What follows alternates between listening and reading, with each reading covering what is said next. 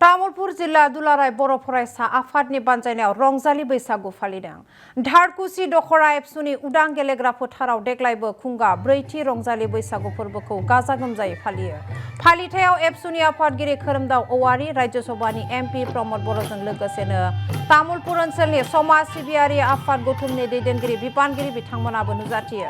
हाबाफारि बायदियै गाहाय दरखं मोखां बेखेवनाय, माहारियारि एबसुनि फिरफिला आरो बैसागुनि फिरफिलाखौ बिरहोनाय आरो माहारियारि बिफा बड'फा उपेन्द्रनाथ ब्रह्म आरो मुंख्लंफोरनि मुसुखायाव बिबार बावनाय, गागि सुबुंफोरखौ खुलुमनाय आरो उन्दैफोरनो अननाय होनाय हाबाफारि मावफुङो। बेनि उनावनो बर'नि आंगो हारिमुआरि गाननाय जोमनायजों लोगोसेनो खाम, जथा, सिफुं, सेरजा आरो गंगोना दामनायजों बैसागु बोथोरनि हायला हुइला मोसायो।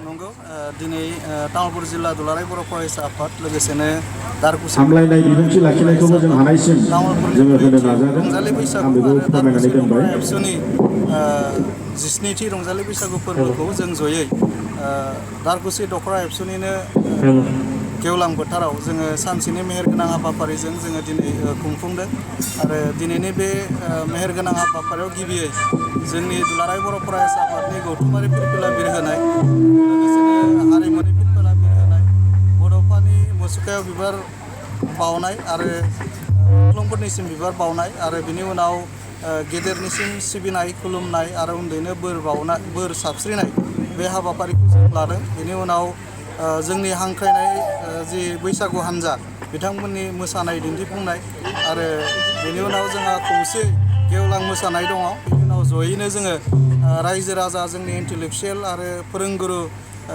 गासिबो जों खौसेयै जोङो रंजागोन, गेवलां मोसागोन आरो ज'नो जोङो जोबनायाव खुंखा जानानै दिनैनि जे सानसेनि हाबाफारि बियो जोबगोन। दा तामुलपुर जिल्ला दुलाराय बर' फरायसा आफादा गिबियावनो जोङो आइ आफा रंजालि बैसागु फोरबोनि मोजां हामलायनायखौ बे समाव बावबाय। जिल्ला एबसुनिफ्राय